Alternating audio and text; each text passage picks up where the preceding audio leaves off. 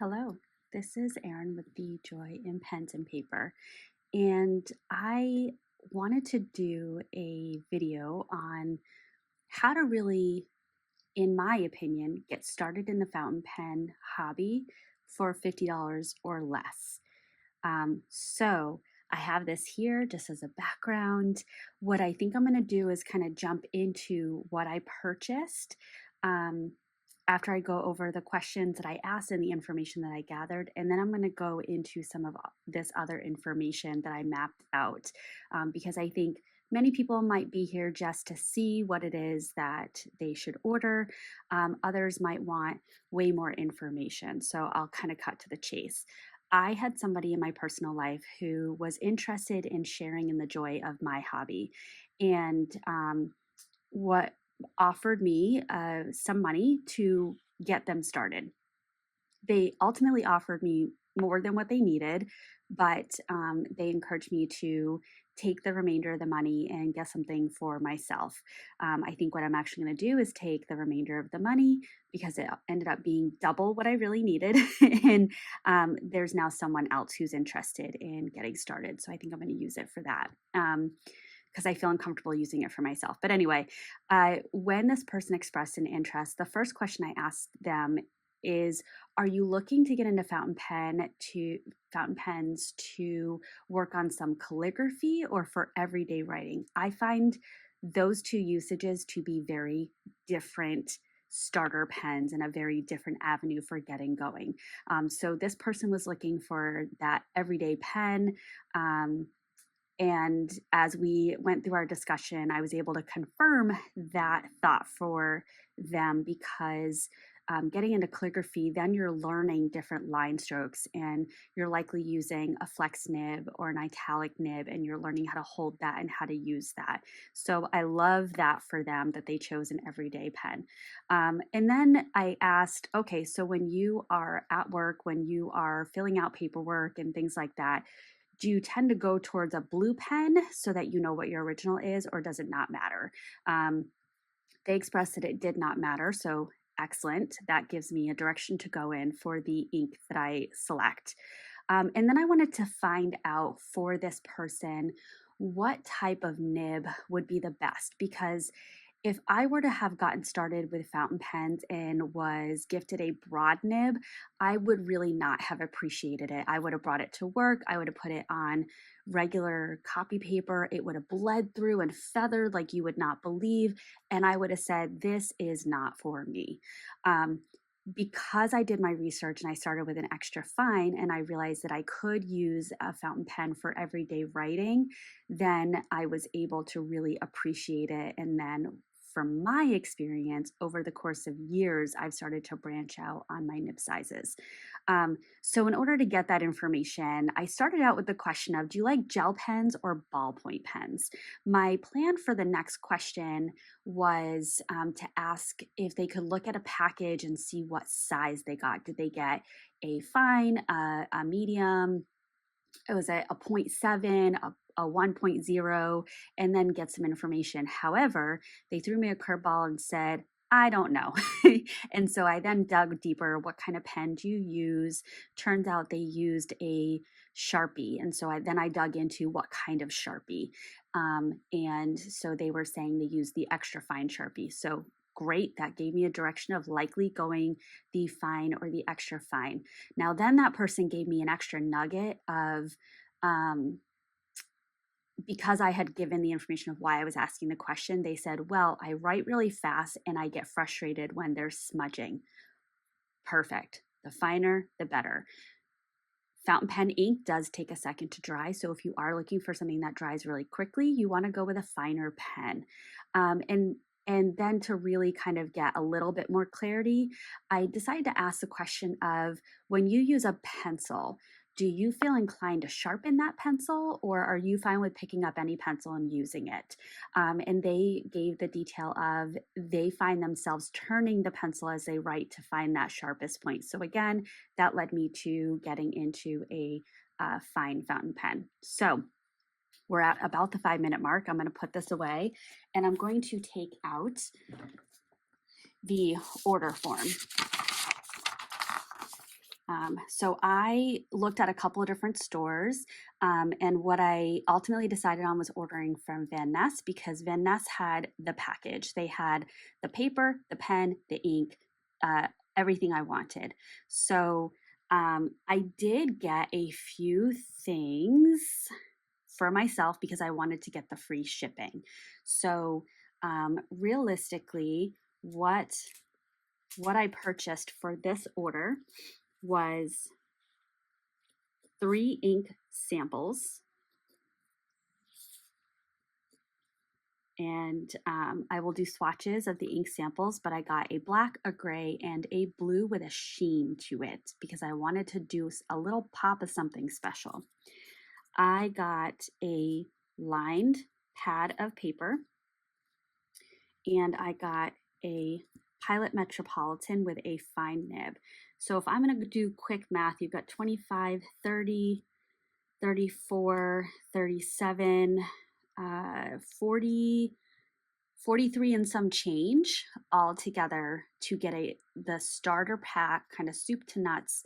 Oh, sorry. 43, 45 and some change. Apologies. So for under $50. Now, if you were to have added in shipping, it probably would have been just over $50.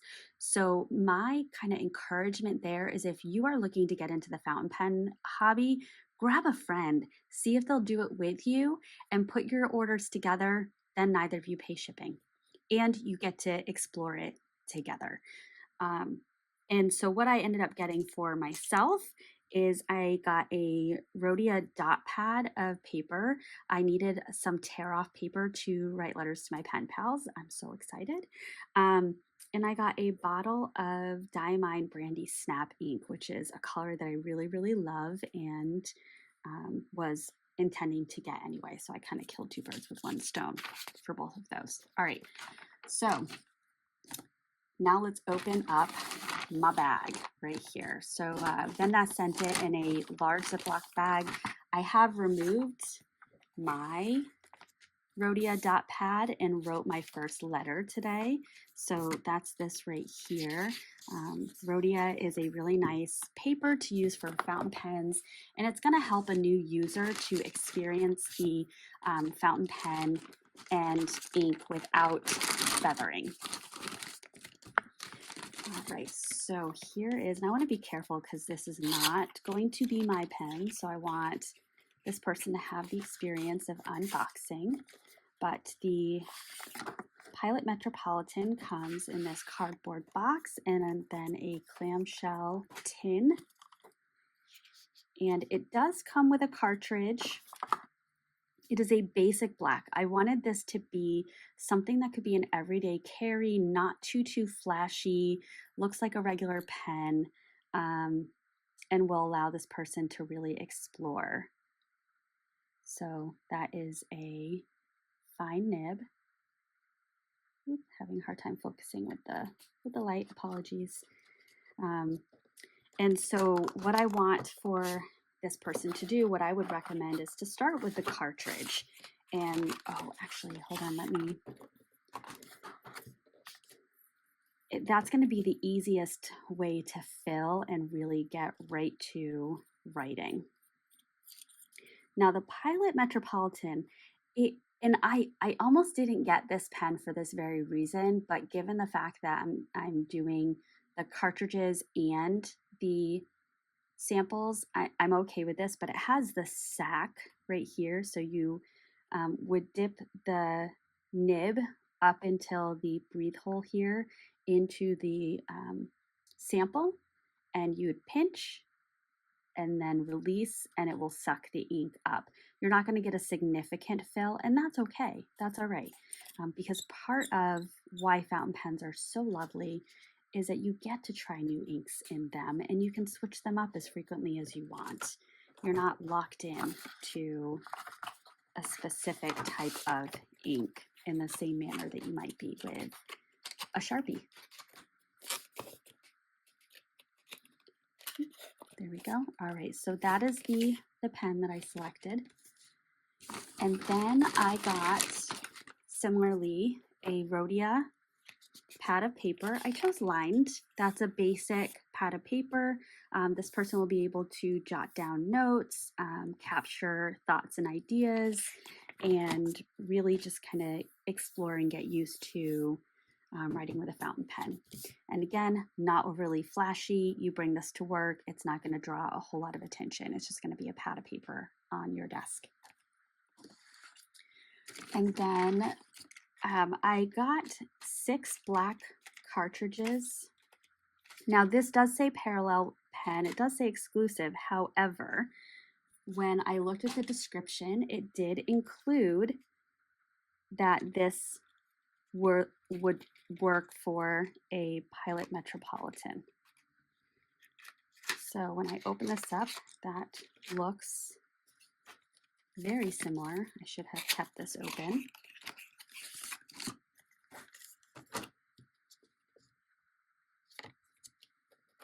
To the cartridge that comes with the pen. Okay. So a box of 6 cartridges plus this one, that's 7. A cartridge actually can go a long way. For someone that's just doing casual writing, jotting down notes, catching ideas, a cartridge could probably last you a good month. For somebody who's doing daily journaling or practicing their handwriting, maybe transcribing a book, a cartridge may last you a week and a half, 2 weeks. It depends on the rate of your writing, but this will get you a ways. When this person is ready to branch out and try some new things, I selected 3 samples. So I'm going to go ahead and just do a quick swatch of these samples. Interestingly, these are all inks that I have not tried. And the other reason why I really like ordering from Van Ness is their sample sizes are 4 milliliters. So you can actually get multiple fills out of that. So all in all, this could be,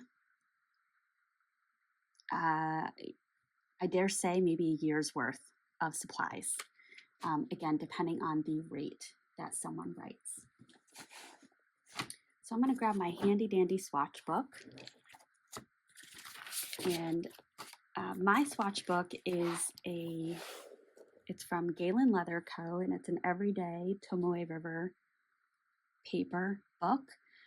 For me, my preferred paper is Tomoe River. There have been changes to Tomoe River paper. I'm still exploring the new paper. It seems a little drier to me, but when I started on Moisture and Rovia. So there's that. All right, so I am going to tuck this in right here. We're going to do a little swatching of those 3 samples, and I'm going to go ahead and do a swatching of Diamine Brandy Snap. So take that out of the box. Obviously, you can see it has a red box. That is the red edition. And I am using a Kakimori brass nib dip pen for my swatches. So the first one I'm going to start with is, this is Namiki Black. This is a very basic black.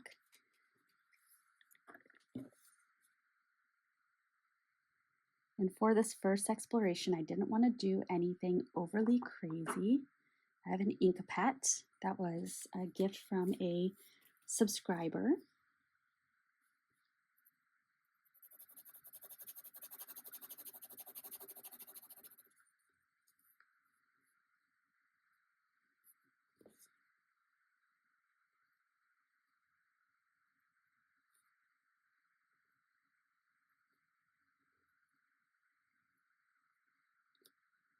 Now, watching videos and watching ink dry is one of my favorite things.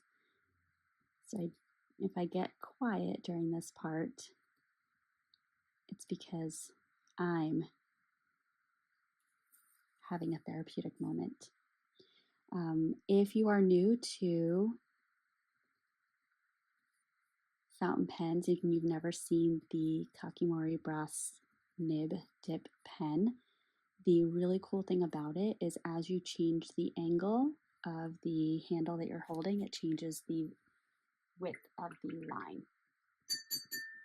Do have a cup of water right off to the side, and I use an old white t-shirt as a rag to dry off. And every once in a while, I pop it in the laundry. The water-based inks wash out, the other inks stay. The next one, this is a gray-ish ink, so it's just a little deviation from black. This Colorverse Black Hole.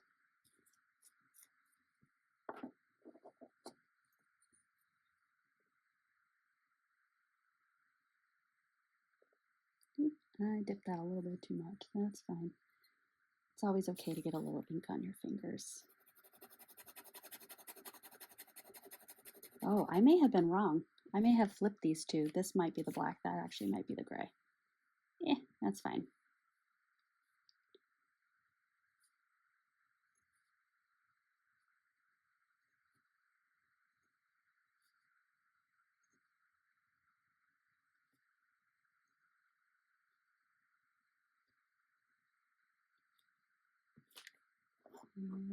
Black hole.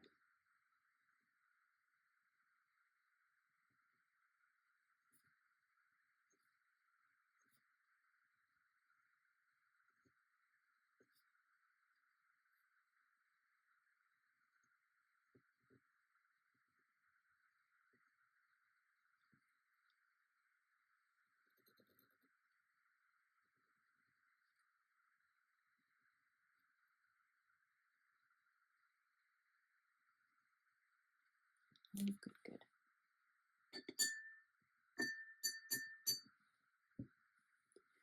Now I do like to say I would love to say I haven't met an ink that I don't love, but there's one ink that I have met that I don't love. And that's out of, I would say, well over 100 inks. This next one is Ackerman Shocking Blue. So this is just to get that little bit of a deviation from the standard standard blue, and start to introduce my new pen enthusiast to ink properties. So it's a really solid, nice dark blue. Let me check the spelling. I think, yep, Ackerman has 2 Ks.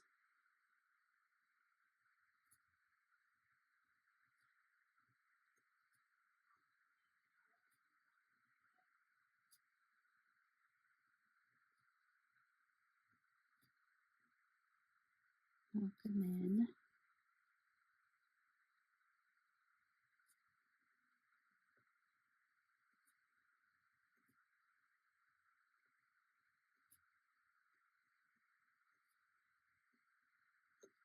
Shocking Blue.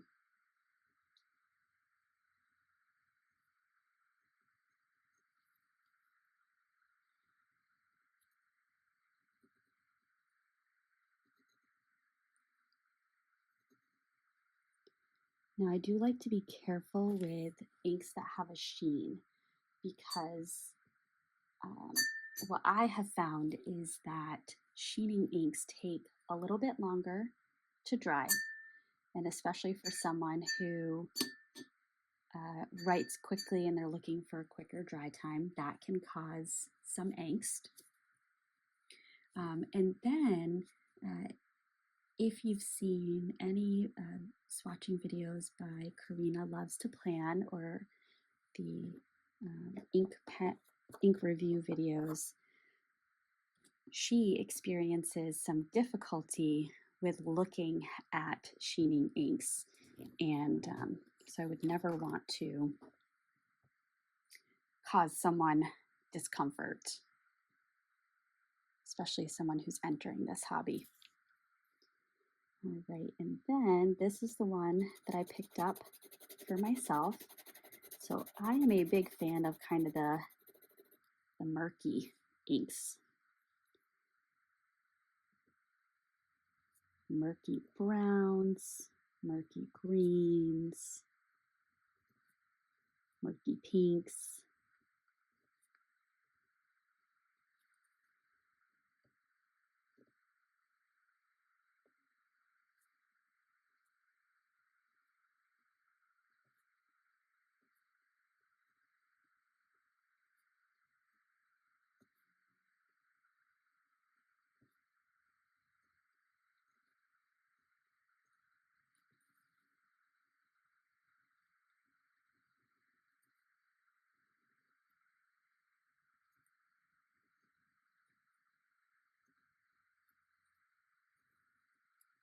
Beautiful. Love it. I'm so happy I have it. Okay, so let me cap this and then I can show you a little bit closer. Yeah, so I was wrong. This is the gray, the just lighter than black that I selected. This is the black, and you can see it. It is a deep black. And then the Ackerman, you can see just the hint of red, almost pink sheen to it. It's not a dark, dark red. And then Diamine Brandy Snap, which I do have some sample vials. I will likely also share some samples from my collection, but I wanted to be true to the request and place an order for this new pen enthusiast. All right, I'm gonna put this aside. I'm gonna bring back out my notes and just go over very quickly. Get ready, strap it on.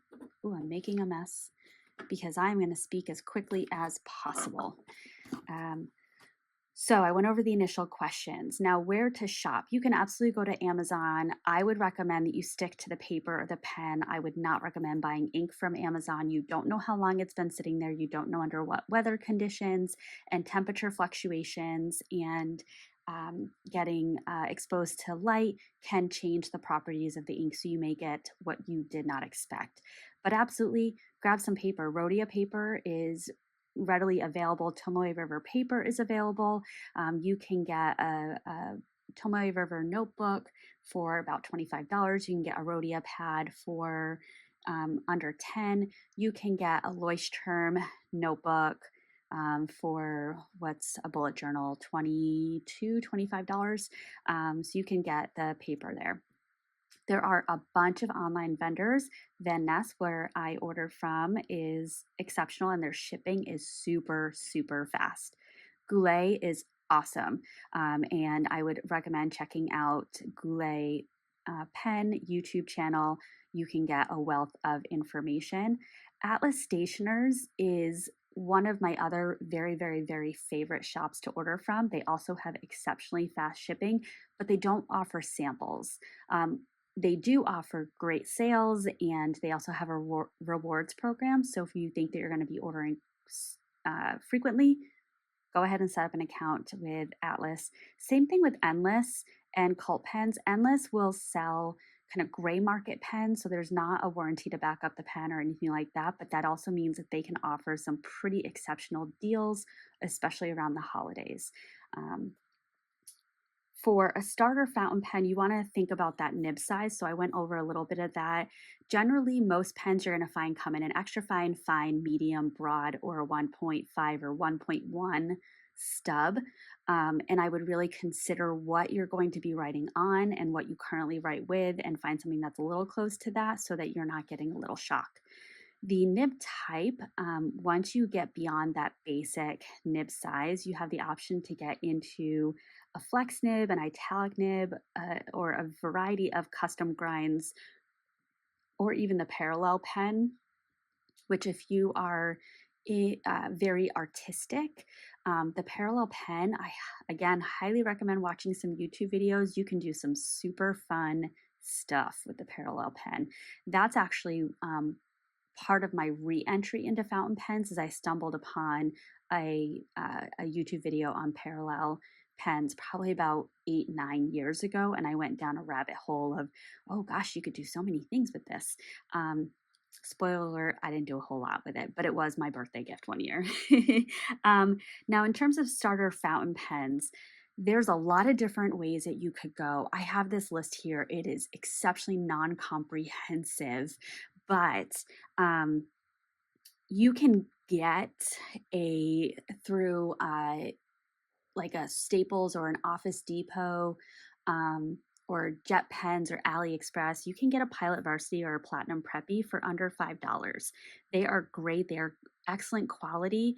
The challenge is you don't have a whole lot of choices with nib size, and you also don't have a whole lot of choices with inks, and they're not refillable. The Preppy might be. But it's kind of a one and done. So it's really kind of a disposable fountain pen. Um, a lot of the big brands have entry level pens. You've got the Pilot with a Pilot Metropolitan or a Pilot Kakuno. Pilot Kakuno is an excellent starter pen. However, know your audience. And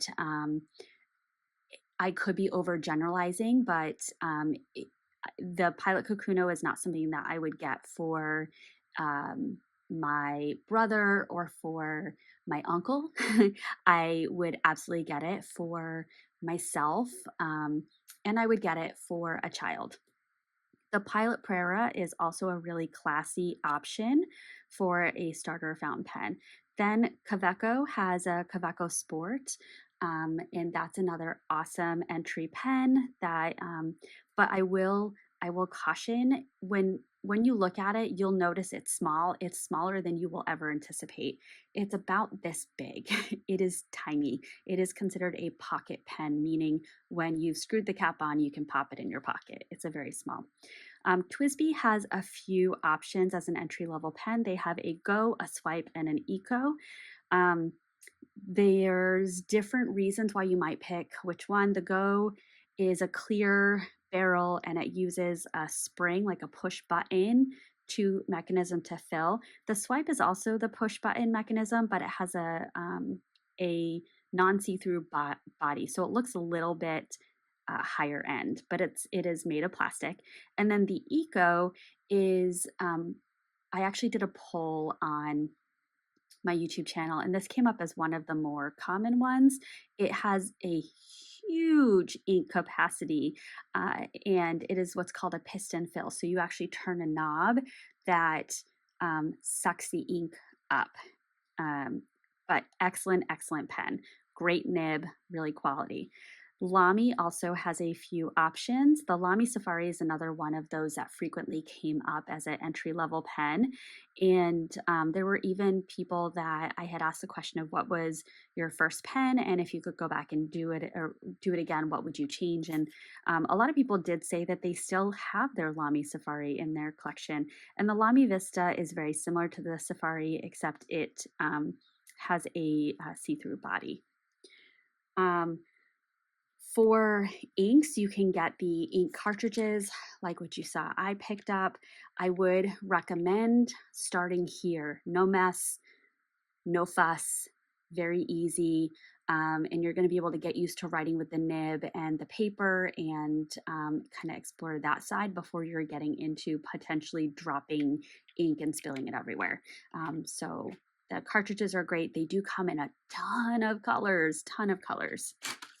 Whoops. But you want to make sure that your cartridge matches the pen that you're getting. So just make sure that you read that. And if you don't know the answer, ask the question. If you reach out to your vendor, they should be able to give you an answer, or you can find it on YouTube. Then samples. I highly recommend samples before you're buying a bottle. If you are buying a 4 milliliter sample for $3 or $4 versus a bottle for 17, this is a big commitment. This is going to take years to get through. And I understand the cost per milliliter seems more cost effective to get a bottle, but if you find that this was something you only wanted to use once and you never go back to it, now you have an ink bottle that might go bad sitting there.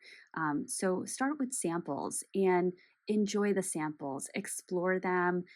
What I did is I would take $20 or $25, or if I didn't want to pay for shipping, and that was my mindset, I would do whatever until I got to the free shipping. And I just stocked up on samples and I swatched them and I played with them and I learned what I liked. And then I learned which ones I wanted to buy bottles of. Don't get me wrong, I still bought bottles. I still have ones that I regret. But if I'm going to give you advice, I'm going to say buy the samples. You can explore things like the basic colors, shading properties, even shimmer. But with shimmer, I would recommend a medium or broad nib. If you're using an extra fine and you're expecting a little piece of glitter to go in, you're going to likely have clogs, and that's a frustration that could have been avoided. But if you're okay with the frustration, you do you, boo. And then as you get fancy, you can get into exploring things like gold nibs or hand turned pens, or even some piston fills, vacuum fills, etc. Now, the other, oh, it's right here, sorry. The other piece is paper. So you can get paper of a variety of different price points. A composition notebook, surprisingly really good. CVS has loose leaf paper, surprisingly really good. But then there's other brands like Midori, Nemesign, a Traveler's Notebook, Rhodia, as you saw. You can get a little fancier with Clairefontaine or Tomoe River or Cosmo Air. And I added in Leuchtturm at the end. I actually hemmed and hawed on that because sometimes you have to be really careful in the Leuchtturm notebook that you buy. And I think it's the higher GSM is better with fountain pens versus the lower. So you want to read the fine print. Otherwise, you're going to have bleed through or more ghosting, and then you may not enjoy your writing experience. So, whew, that was a lot of talking. Thank you if you made it to the end. Awesome. I appreciate you. And I hope that this was really helpful for how to get started in the fountain pen hobby for $50 or less, soup to nuts. All right. Thank you. Bye.